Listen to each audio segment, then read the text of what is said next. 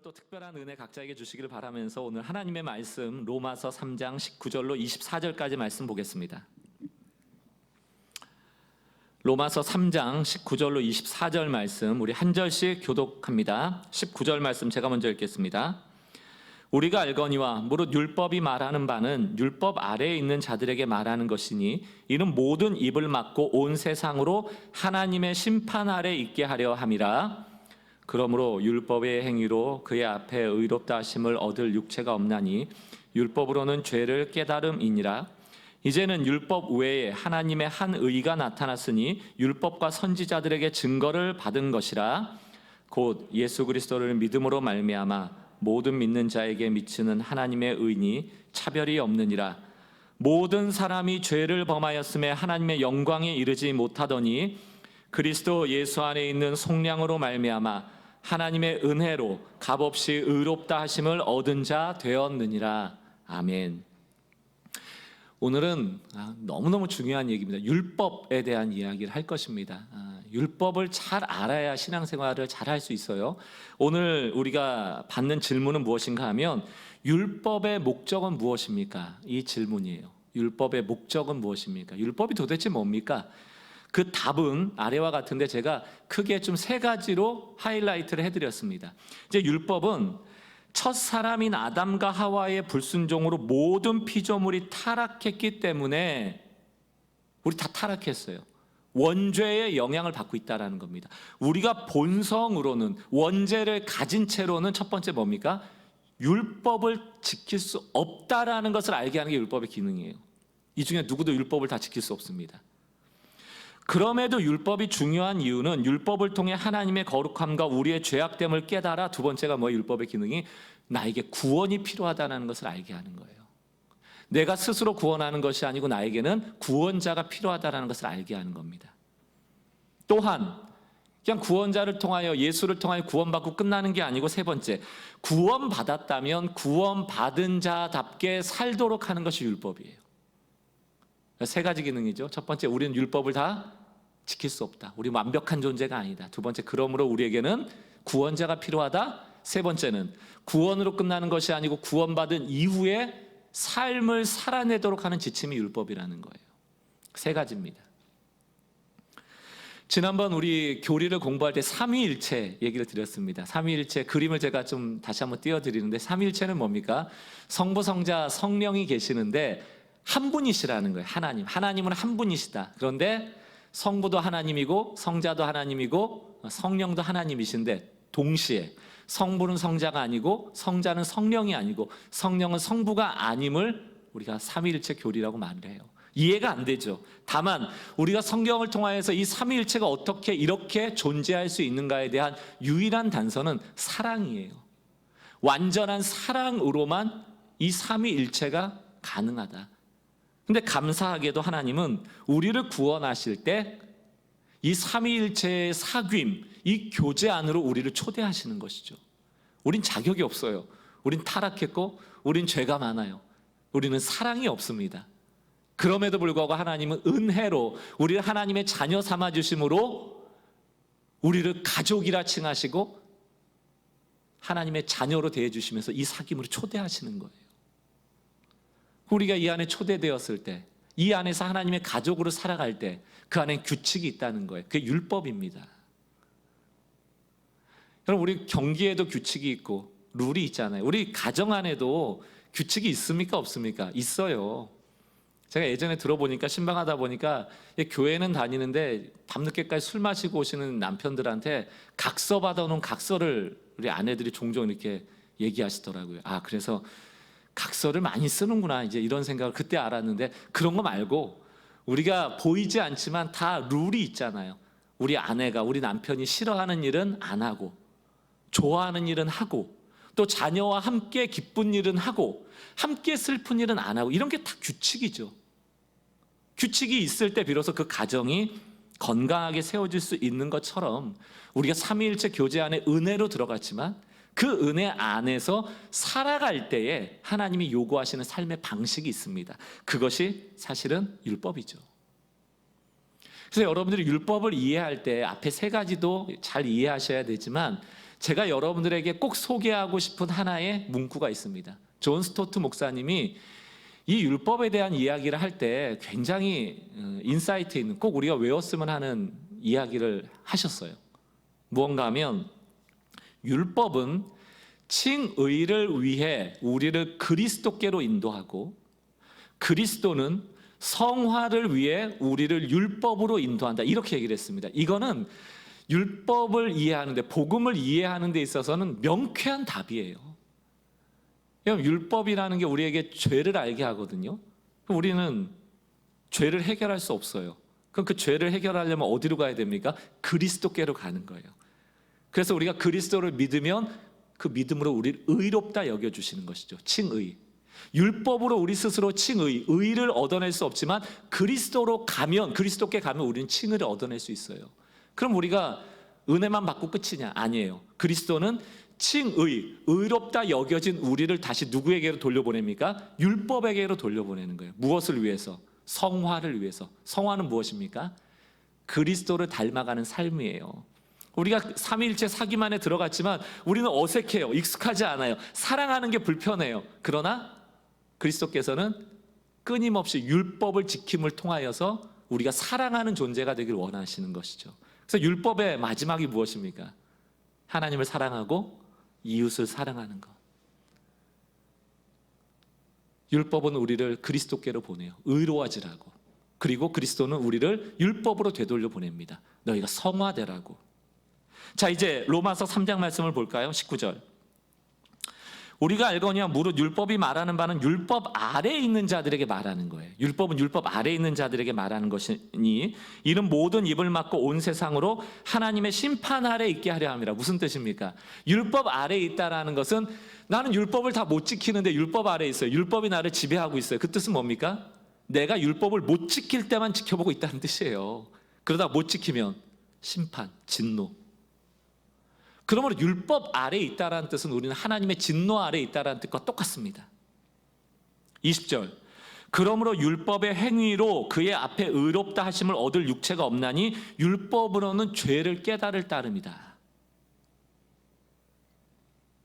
그럼 율법이 왜 있어야 되는가? 율법이 있어야지 죄인 줄 알죠. 율법이 있어야지 율법대로 사는 것이 인간답게 사는 것인 줄 알죠. 내가 율법을 어겼을 때 내가 인간답지 못하게, 다시 말하면 하나님이 창조하신 바대로 살고 있지 못하구나, 내가 죄를 지었구나를 알죠. 이제 알았어요. 죄를 짓고. 그러면 이제 그 다음은 뭡니까? 그럼 심판이에요. 죄 졌으니까. 그게 율법이에요. 죄를 깨닫게 하고 죄를 어기면 심판받게 하는 것. 그렇다면 이제 어떻게 해야 됩니까? 우리는 율법을 다 지킬 수 없고 우리는 죄를 범하고, 죄를 범하면 하나님의 심판이 있는데, 그래서 이 문제를 해결하기 위해서 하나님은 우리에게 은혜를 주셨습니다. 그게 무슨 사건이에요? 십자가. 우리의 죄를 예수께 쏟아붓고 십자가의 죽이심으로 모든 심판과 진노를 그 어린 양 예수에게 쏟아 부으신 것이죠. 그리고 우리는 그 한 번의 죽음과 한 번의 대속을 믿음으로 그 죽음의 대가인 의로움을 얻는 거예요. 그래서 속량이라고 합니다. 예수님께서 하나님께 돈을 냈다는 뜻이에요. 십자가로. 우리의 죄의 대가를. 그러면 우리는 자유로워진 거예요. 죄사함을 받은 겁니다. 이 얼마나 감사한 일입니까? 여러분, 부자 청년 이야기 잘 아시죠? 부자 청년이 돈이 많았어요. 그런데 돈도 많은데 율법도 잘 지켰어요. 괜찮은 청년이었어요. 어떻게 하면 영생을 얻을 수 있습니까? 이렇게 너 율법을 지키면 된다. 그랬더니 이 부자 청년이 다 지켰다는 거예요, 예수님. 그러니까 이 부자 청년의 마음에는 어땠겠어요? 예수님 이제 날 좀 칭찬해 주시지 않을까? 라고 생각하는 그때 예수님이 그 청년의 허를 찌르며 무엇이나 말씀합니까? 마태복음 19장 20절이에요. 그 청년이 이르되 이 모든 것을 내가 지켰사온데, 예수님 말씀하신 그거 다 지켰습니다 라고 마음 뿌듯하게 얘기를 했겠죠. 그런데 조금 너무 교만해 보일까봐 그 뒤에다가 무슨 첨언을 합니까? 근데 혹시 내가 다 지켰지만 혹시 내가 부족한 게 있습니까? 라고 묻는 거예요. 그때 원했던 대답은 아마 넌 완벽해, 너는 진짜 대단한 사람이야, 이런 답을 원했을 수 있겠지만 21절 예수께서 뭐라고 얘기하십니까? 예수께서 이르시되 내가 온전하고자 할진대 아직 너 온전하지 않아. 너 완벽해지려면 너 소유를 팔아서 가난한 자들에게 주라. 그리하면 하늘에서 보화가 내게 있으리라. 그리고 와서 나를 따르라 하시니 너 재산을 다 버리고 나를 따라와. 22절. 그 청년이 재물이 많음으로 그 말씀을 듣고 근심하며, 그 다음 단어가 중요합니다. 간이라. 자, 여러분 한번 상상을 해보자고요. 이 부자 청년이 칭찬받을 줄 알고 그냥 첨언하나 건데 내게 부족한 게 무엇입니까? 라고 할 때 예수님이 재산을 팔고 가난한 자에게 주라, 꿔주는 것도 아니에요. 주라 라고 할 때 이 청년은 재산이 많은 거로 근심했죠. 그리고 돌아가죠. 가면서 무슨 생각했을까요? 이 청년이 율법에 익숙한 청년이고 괜찮은 청년이에요. 그러니까 돌아가면서 이런 생각을 했을 겁니다. 아직도 부족한 게 있구나. 나한테 내가 완성된 줄 알았어. 난 율법을 잘 지키는 줄 알았어. 근데 저 예수님이 지금 내가 가장 약한 재물에 대한 부분을 건드리시네. 내가 돌아가서 이 재물에 대해서도 내가 자유로워진 다음에 다시 예수님을 만나러 가야지. 나의 약점인 이 재물에 대한 부분을 내가 보완해서 다시 예수님을 만나러 가야지. 자기 자신에 대해서 엄청 실망하고 자기 자신을 다시금 의롭게 만들려고 돌아가면서 다짐하고 또 다짐했을 수도 있어요. 근데 사랑하는 성도 여러분, 예수님이 원한 건 그게 아니에요. 예수님 원한 답은 뭘까요? 나중에 재물에 대한 문제를 다 해결한 다음에 예수님 만나가지고 예수님 이전에 율법도 다 지키고 이제 재물에 대한 것도 제가 자유로워졌습니다. 이제는 완벽하지요? 라고 질문하면 예수님이 아멘 할까요? 그때는 또 다른 약점을 찌르는 거예요. 언제까지? 주님, 나는 죄인입니다. 나는 주님으로밖에 구원받을 수 없습니다. 그 이야기가 나올 때까지 예수님은 이 청년을 다루어 가실 겁니다. 율법을 지킴으로 완벽해지는 인생은 아무도 없습니다. 완벽주의는 그래서 죄예요. 완벽주의는 우리를 종교로 이끌어갑니다. 내가 스스로 완벽해지려는 것은 결코 복음이 아니에요. 이 청년은 예수를 떠나서는 안 됐습니다. 나는 죄인입니다라고 하고 예수님의 바짓가랑이를 붙잡았어요. 성경에 그런 사람들은 죄사함의 은혜를 받았고, 그런 사람들은 병나음의 은혜를 받았고, 그런 사람은 귀신이 떠나가는 축복을 받았습니다.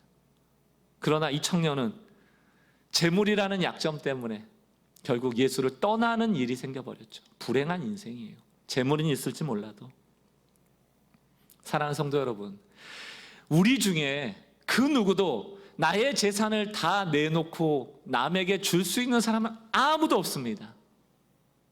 아무도 없어요. 그런데 그 일을 하신 분이 계세요. 재산 정도가 아니고 자기의 목숨을 내놓고 인류를 살린 분이 계세요. 하나님께 완벽하게 순종하신 분이 계세요. 그분이 누구세요? 예수 그리스도. 우리는 그분을 믿는 것이고 그분의 완벽한 순종을 통하여 하나님께 얻은 의를 우리도 받는 거예요. 그래서 이것을 은혜라고 부르는 것이고, 그래서 그것을 복음이라고 부르는 것입니다. 로마서 10장을 다시 한번 봅시다. 3절. 하나님의 의를 모르고 자기 의를 세우려고 힘써 하나님의 의에 복종하지 아니하였느니라. 이게 유대인에 대한 얘기거든요. 하나님의 의는 모르고, 하나님의 의는 예수로 나타났거든요. 십자가에 나타났거든요. 근데 하나님의 의, 예수는 모르고 유대인들, 종교인들은 항상 무엇에 애씁니까? 자기 의를 세우려고, 마치 부자 청년처럼 내가 율법을 지킴으로 완전해지려고 하나님을 오히려 떠나서 불순종하는 결과를 낳은 거예요. 4절. 그리스도는 모든 믿는 자에게 의를 이루기 위하여 율법의 마침이 됐느니라. 이게 무슨 얘기입니까? 우리는 율법을 완전히 이룰 수 없지만, 그래서 우리는 의로워질 수 없지만 예수를 믿음으로 의롭다 여겨지게 되는 거예요. 더 이상 우리가 율법에 근거하여서 의롭다함을 받지 않아도 된다는 얘기입니다. 자유해졌다는 얘기예요. 로마서 3장 21절 똑같습니다. 이제는 율법 외에 하나님의 한 의가 나타났으니 이게 그리스도예요. 22절 곧 예수 그리스도를 믿음으로 말미암아 모든 자에게 미치는 하나님의 의니 23절 모든 사람이 죄를 범하였으며 모든 사람이 율법으로는 의로워질 수 없다는 얘기입니다. 하나님의 영광에 이르지 못하더니 24절 같이 읽습니다. 시작. 그리스도 예수 안에 있는 속량으로 말미암아 하나님의 은혜로 값없이 의롭다 하심을 얻은 자가 되었느니라. 의로워졌다? 아니에요. 도덕적이고 윤리적인 사람이 됐다? 아니에요. 그리스도 예수 안에 있는 속량, 속전, 예수가 하나님께 돈을 치름으로, 대가를 치름으로 너희는 값없이 은혜로 의롭다 함을 받았다는 얘기예요. 주어진 의로움이라는 얘기입니다. 내가 쟁취한 의로움이 아니고 주어진 의로움이에요. 그저 우리는 그것을 믿음으로 받는 거예요. 그게 하나님의 의예요. 하나님이 구원을 이루시는 방식이에요. 여러분들이 성경에서 의로워졌다라는 단어를 볼 때 도덕적이고 윤리적인 사람이 됐다라고 이해하는 것은 두 번째입니다. 필요 없다는 뜻이 아니에요. 윤리적이고 도덕적인 삶이 뒤로 가서도 안 되고 두 번째 자리에 해야 됩니다. 그러나 첫 번째 자리에 의롭다는 단어의 의미는 무엇인가 하면 하나님과 관계가 회복됐다는 뜻이에요. 우리가 의로워졌다는 뜻이 뭐라고요? 우리가 삼위일체 교제 안으로 들어갈 수 있게 됐다는 뜻이에요. 그분과 다시금 교제할 수 있게 됐다는 뜻이에요. 그분과 다시금 올바른 관계가 맺어졌다는 뜻이에요. 그러므로 우리는 두 번째 도덕적이고 윤리적인 사람이 돼야 된다는 뜻이에요.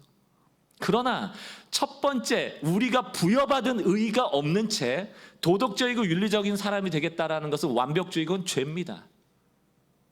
예수 없이 자기 의의를 키우겠다. 그게 죄예요. 그게 복음에서 떠난 인생이에요. 사랑하는 성도 여러분, 처음으로 돌아가 보겠습니다. 존 스토트 목사님 뭐라고 얘기했다고요? 율법은 칭의를 위해서 우리를 그리스도께로 인도한다 했잖아요. 이때 칭의가 뭐라고요? 여러분들이 윤리적이고 도덕적인 사람이 되게 해서 아니에요. 하나님과의 끊어져 버린 끈을 맺어주셨다는 뜻입니다. 누가? 율법이? 여러분들이 선함으로, 선행으로, 윤리로, 도덕으로? 아니요. 오직 그리스도로. 이게 신앙 고백이에요. 그러면 이제 우리가 하나님과 관계를 회복했다면 끝입니까? 아니죠. 존 스토트 목사님 그 다음에 무슨 얘기를 했어요? 다시 한번 읽어봅니다. 율법은 칭의를 위해 우리를 그리스도께로 인도하고 그리스도는 이제 칭의된 우리를 어떻게 하세요? 됐다, 이제 너희 구원받았으니까 이대로 살면 돼가 아니고 누구에게로 다시 보냅니까? 율법에게로 보내는 거예요. 왜? 도덕적이고 윤리적인 사람이 되라고, 하나님의 뜻에 맞는 삶을 살라고, 하나님과 교제하는 삶을 살라고, 하나님과의 사귐을 위해서 룰을 지키라고 제시하시는 거예요. 다시 율법을. 종종 은혜로 구원받았다 하여 율법을 폐기된 것처럼 오해하는 분들이 있습니다. 율법 폐기론자라고 얘기해요. 그러나 주님은 그렇게 말하지 않아요. 에베소서 2장 15절 사도 바울이 뭐라고 얘기하고 있습니까? 법조문으로 된 계명의 율법을 폐하셨다 이렇게 되어 있습니다. 율법을 폐하긴 폐하셨어요. 근데 어떤 율법을 폐했습니까? 법조문, 생명력 없고 의미가 없고 그저 글자대로만 따라가는 그런 조문화된 율법, 그것은 다 폐하셨다는 얘기입니다. 마태복음 5장 17절 예수님이 뭐라고 얘기해요? 내가, 예수 그리스도께서 율법이나 선지자, 구원의 예언들 폐하러 온 줄로 생각하지 말라. 폐하러 온 것이 아니고 어떻게 하러 오셨다고요? 완전하게 하려 오셨다. 다시 말하면 법조문으로 되어서 생명력을 잃어버린 율법을 다시금 사랑의 원리에 근거한 진짜 목적의 율법으로 바꿔놓겠다는 거예요. 그러기 위해서 십자가에 죽으신 거예요. 율법의 마침은 사랑이거든요. 그러므로 우리에게 주어진 최대한의 율법은 뭡니까? 사랑하라 입니다. 우리가 성화된 결과로 드러나는 결과가 뭘까? 열매가 사랑입니다.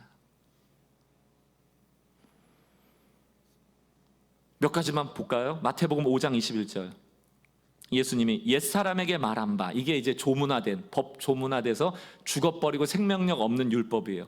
살인하지 말라. 누구든지 살인하면 심판을 받게 되리라 하였다는 것을 너희가 들었으나 과거에는 나는 22절 너희에게 지금 말하노니, 이게 복음화된 생명력 있는 원래 뜻대로 주어진 율법의 의미라는 거예요. 형제에게 노하는 자마다 심판을 받게 되고 형제를 대하여 나가라 하는 자는 공회에 잡혀가고 미련한 놈이라 하는 자는 지옥불에 들어가리라. 자, 이 중에 제가 여러분 이 중에 살인한 사람 있습니까? 라고 손들라고 하면 아무도 없을 거예요. 그래서 우리는 기쁩니다. 살인하지 않으므로 나는 율법을 지켰어. 나는 의로워. 라고 자화자찬을 하고 있을 때 예수님이 뭐라고 얘기하세요? 근데 이 중에 형제 비판하고 저주하고 뒷담화한 적 없는 사람 손 들어보세요. 라고 하니까 들었던 손을 다 내리죠. 아무도 없잖아요. 형제에 대해서 바보라고, 저거 멍청하다고, 뒤에서 뒷담화하고, 저주하고, 비난했던 적 없습니까? 예수님이 뭐라고 얘기하시는? 그게 바로 살인이라는 거예요. 너희는 의롭지 않다는 얘기입니다. 왜 이 산상수훈을 얘기했을까요? 우리가 죄인이라는 걸 알라는 얘기입니다.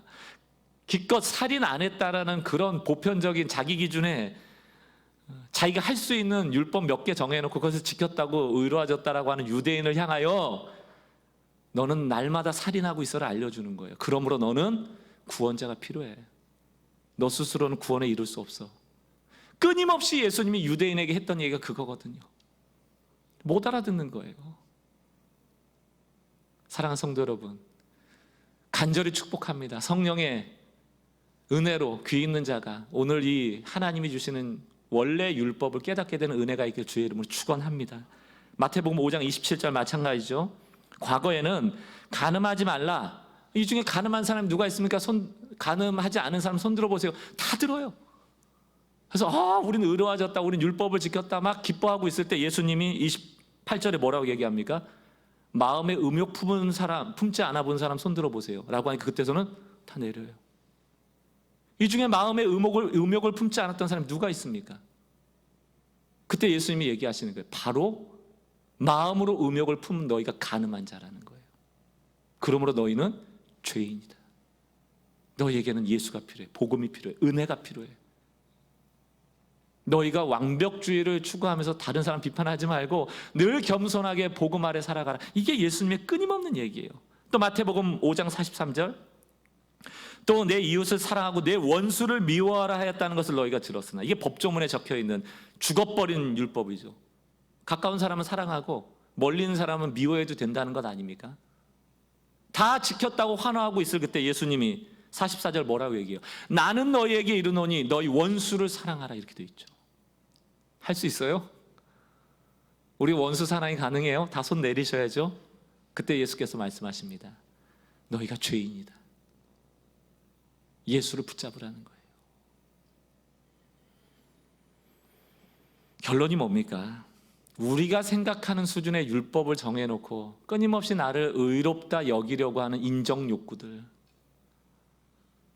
무언가 종교도 성취하려는 데 목적이 있는 것처럼 여기는 세속적 종교인들 다 내려놓으시라는 거예요. 내가 주님 앞에 죄인이라는 철저한 죄의식 없이는 우린 예수를 붙잡지 않아요. 사랑하는 성도 여러분, 오늘 내 주먹을 믿는 신앙 그만하시고 오늘도 나에게는 예수가 필요합니다. 나는 죄인입니다.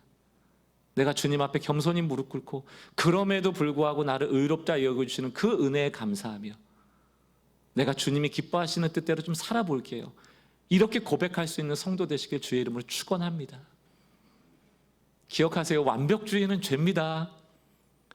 예수님이 제자 훈련하실 때 제자들을 내보내시면서 완벽한 사람 내보내지 않았어요. 그 얘기를 오늘 다 드릴 수 없지만 그냥 두벌을 또 가지 말고 지팡이도 짚지 말고 그냥 가라, 이렇게 얘기하셨고요. 무슨 룰을 주고 매뉴얼 주시지 않았어요. 간 거예요. 가서 귀신도 쫓아내고요. 막 병자도 낫게 하니까 얼마나 좋아요. 근데 그거 왜 가능한 거예요? 제자들이 힘 있어서 능력 있어서 완벽하게 율법을 지켰기 때문에 기도 많이 해서? 아니에요. 예수의 이름에 권능이 있는 거예요. 예수와 동행했기 때문에 가능한 일이에요. 몇 번 그렇게 치유하다가 이제 제자들이 자만해지니까 어떤 일이 생깁니까? 귀신을 쫓아내지 못하잖아요. 그때 예수님 뭐라고 얘기하십니까? 언제까지 내가 너와 함께 하겠느냐 이 패역한 자여라고 얘기하면서 고쳐주세요. 그리고 나서 그 제자들한테 너희들 안 되겠어. 교리 공부 다시 해야겠어. 너 암송 100개 다시 해와. 그런 얘기를 하시진 않으시고 또 데리고 마을로 가시는 거예요. 제자 훈련의 핵심은 함께 하는 겁니다. 예수를 붙잡는 거예요. 예수를 떠나지 않는 거예요. 나 스스로 의로워지고 괜찮은 사람이 되는 게 아닙니다. 예수님의 제자들은 다 형편없는 사람들이었어요.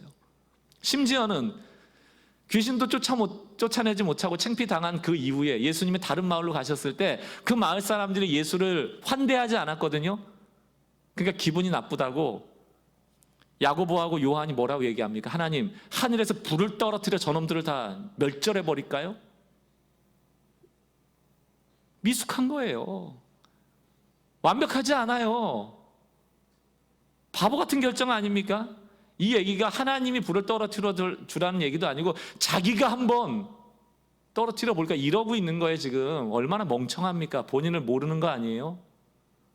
근데 예수님은 거기에다 대놓고 너 완벽해져서 돌아와 라고 말하지 않고 또 데리고 가세요. 그리고 또 70인의 전도대를 보내세요. 뭘 말하는 걸까요? 저는 인대인 제자 훈련하면서 제일 겁나는 게 뭔지 아세요? 그 제자 훈련 받으실 분들이 제일 겁나요. 이분들이 1년 맞춰주고 어떤 사람들이 될까?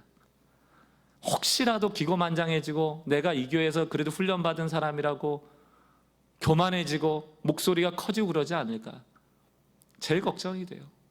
제자 훈련은 한 사람을 완벽하게 만드는 것이 아니고 끊임없이 예수께 붙어있는 겸손한 사람을 만드는 훈련 아닙니까?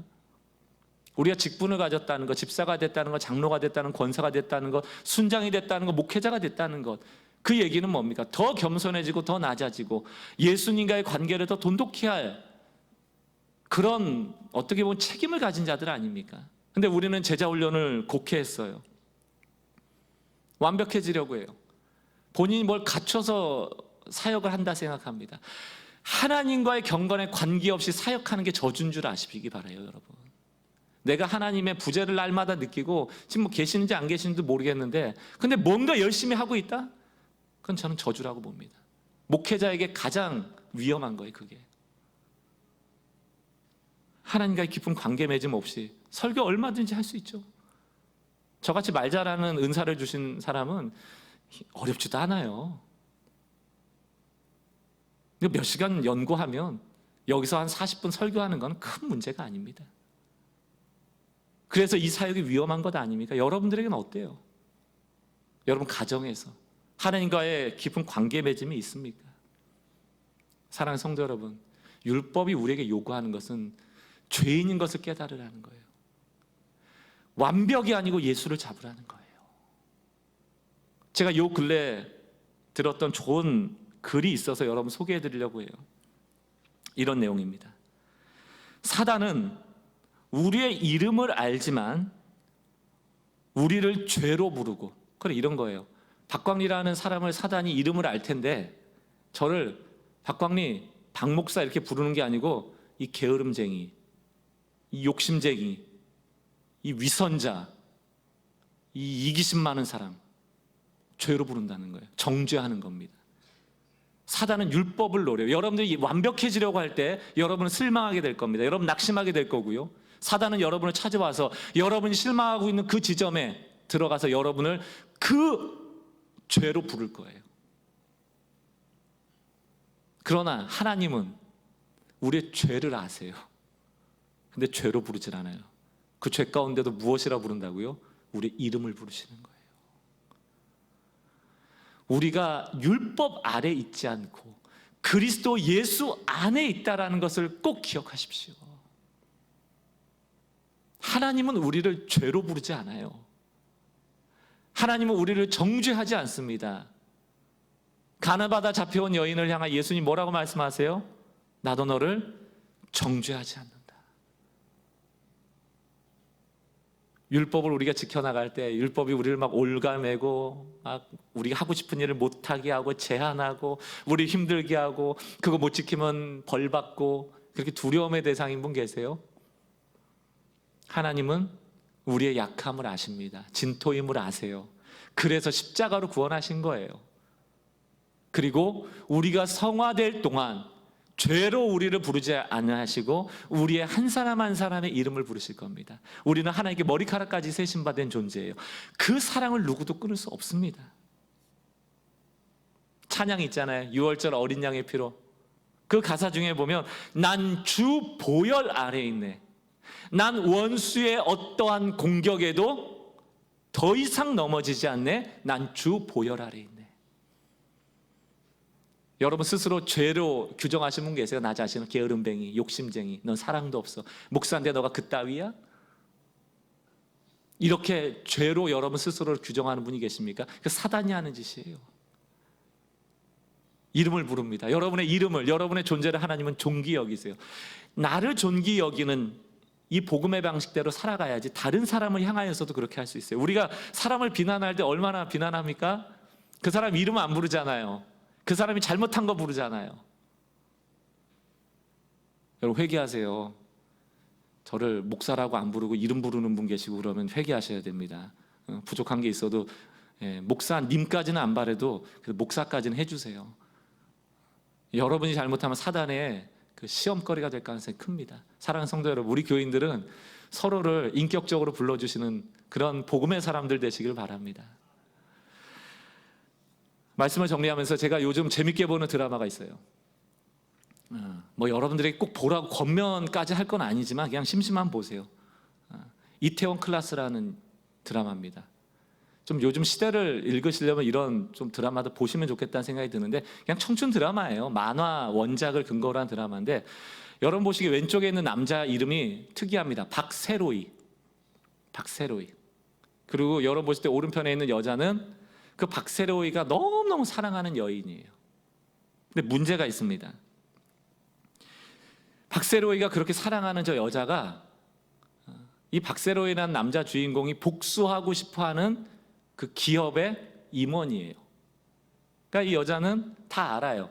박세로이가 자기를 사랑하는 것도 알고 자기도 박세로이라는 남자 주인공을 사랑하지만, 반면에 또 한편으로는 자기가 지금 임원으로 몸담고 있는 회사를 향해 적대적으로 복수하려는 이 박세로이에 대해서 또 좀 방어하고 싶은 마음도 있는. 그러니까 늘 갈등이에요. 회사를 위하는 마음, 이 남자친구를 위하는 마음, 이게 두 개 늘 갈등이에요. 제가 옆에서 보면 좀 짜증이 나요.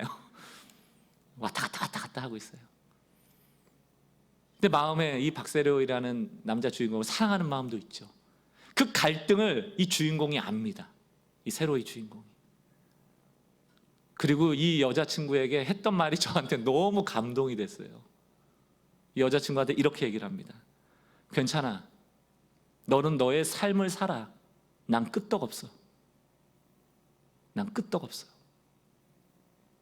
너는 회사 임원으로 너의 할 일 해. 내가 너를 향한 마음은 그따위로 움직이지 않아. 난 끄떡없어. 걱정하지 마. 너의 삶을 살아. 근데 딱 제가 하나님이 떠오르는 거예요. 우리에게 율법을 주시면서 못 지키잖아요. 늘 그것 때문에 정죄감이 많잖아요. 그때 하나님이 로마서 8장 말씀을 통하여 우리에게 주시는 말씀 같은 거예요. 박 목사, 사랑하는 내 아들들, 딸들 잘 들어. 난 끄떡없어.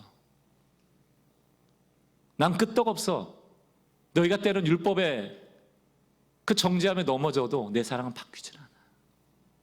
누구도 그 사랑에서 끊을 수 없어. 난 끄떡없어. 이게 바로 하나님의 신실함이에요. 신실함, 변하지 않는다는 것입니다. 우리는 모든 게 다 변해요. 삶 속에서 하나님도 섬겼다, 돈도 섬겼다, 막 열심히 살았다 게을러졌다, 사람도 사귀었다가 또 미워했다. 얼마나 변하는 게 많은지 모릅니다. 변하는 세상을 이길 수 있는 유일한 방법은 변하지 않는 것이 들어와야 되는 거예요. 신앙이 뭘까? 신앙은 변하지 않는 그것을 찾는 거예요. 내 삶에 변하지 않는 그 어떤 것이 와도 끄떡없는 삶, 그게 뭘까? 저는 그것이 복음이라고 생각합니다. 복음은 그 어떤 것도 하나님의 사랑에서 우리를 끊어놓을 수 없어요. 그것을 알려주는 거예요. 주님의 음성을 들으십시오. 여러분을 향하여 주님께서 오늘도 말씀하세요. 사랑하는 누구누구야? 난 끄떡없다. 너의 삶을 살아라. 근데 부탁이 있어. 내가 너를 향한 신실함처럼 너도 나를 향한 신실함이 있었으면 좋겠다. 그 신실함을 보이는 게 뭡니까? 그게 율법을 지키는 거예요.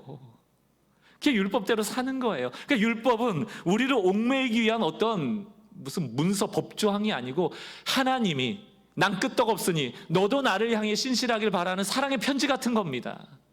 율법이라 쓰고 사랑으로 읽지 못하면 우리 신앙생활을 왜곡되게 할 수밖에 없어요. 율법은 하나님의 사랑입니다. 그 교제를 끊고 싶지 않아서 우리에게 주신 편지예요. 너는 나 이외에 다른 신을 두지 말라.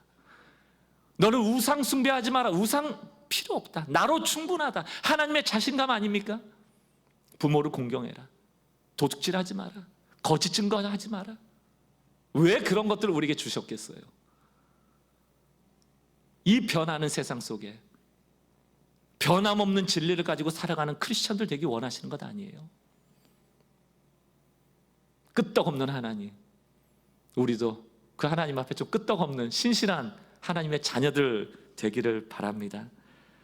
디도서 2장만 읽고 우리 말씀을 마치기 원합니다. 2장 11절, 모든 사람에게 구원을 주시는 하나님의 은혜가 나타나 바로 그 은혜로 우리를 양육하십니다. 우리는 은혜는 구원받을 때만 받고 그 이후에는 여러분들이 뭔가 이루어야 된다고 오해하실 때가 많죠. 제자훈련, 양육, 우리가 성화되어지는 과정, 은혜 없으면 불가능해요. 하나님은 우리를 은혜로 시작하고 은혜로 이끌어가고 은혜로 맞춰가실 것입니다. 끄떡없는 하나님, 그 은혜가 변하지 않는 그 하나님을 믿고 그분의 율법 앞에 순종함으로 우리의 신실함을 주님 앞에 보여드리는 그런 효도하는 주님의 자녀 되시기를 주님의 이름으로 축원합니다. 그래도 정리 한번 할게요. 율법의 목적이 무엇입니까? 크게 세 가지예요. 첫 번째가 뭐였습니까? 우린 율법을 지킬 수 없어요. 두 번째가 뭐예요? 그래서 우린 구원자가 필요해요. 세 번째가 뭡니까? 구원받고 끝이 아니고 우리는 구원받은 자답게 살아야 됩니다. 오늘 설교 제가 여러분 너무 사랑하기 때문에 주중에 설교 준비를 열심히 하거든요. 여러분을 사랑하는 만큼 내용이 많습니다. 주중에 꼭 다시 한번 보시고 성경 구절 하나하나 좀 찾아보시면서 여러분 것으로 완벽하게 숙지하시면 좋겠어요. 또 존 스토트 목사님의 이야기도 한번 정리해보죠. 율법은 칭의를 위해 우리를 그리스도께로 인도하고 그리스도는 성화를 위해 우리를 율법으로 인도한다. 이 원리를 잘 기억하시고 마음과 정성과 뜻을 다 들여서 주님께 신실한 주의 백성 되시길 주의 이름으로 축원합니다. 오늘은 우리 이상현 전도사님이 미국에서 와주셔서 오늘 아마 말씀하고 딱 맞는 찬양이라고 생각합니다. 아마 CD 사가신 분들은 한 주 동안 많은 은혜가 있었을 거라고 생각하는데요. 밖에 또 CD 있으니까 많이 후원해 주시고 오늘 말씀에 근거한 이 찬양 들으시고 또 끝나고 같이 부를 거거든요. 여러분의 고백이 되기를 바랍니다.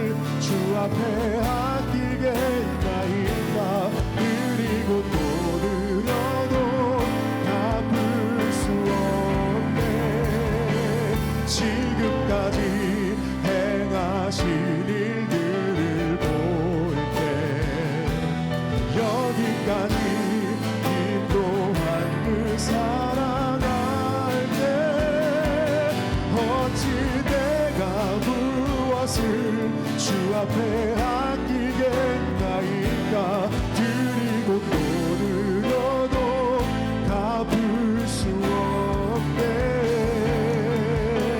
주 나의 하나님을 나의 모든 마음과 뜻과 생명을 다해 사랑하리 주 나의 하나님은 나의 모든 것으로 사랑받기 우리 처음부터 같이 한번 찬양합시다. 주 너의 하나님은 주 너의 하나님은 너의 모든 마음과 뜻과 생명을 다해 사랑하라 주 너의 하나님은 너의 모든 것으로 사랑받기 우리 다시 한번 선포합시다.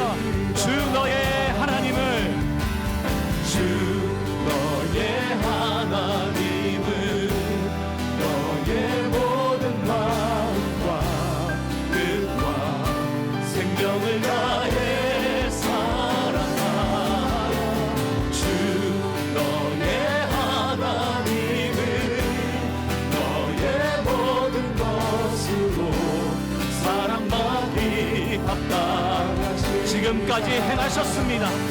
지금까지 행하신 일들을 보니 바로 여기까지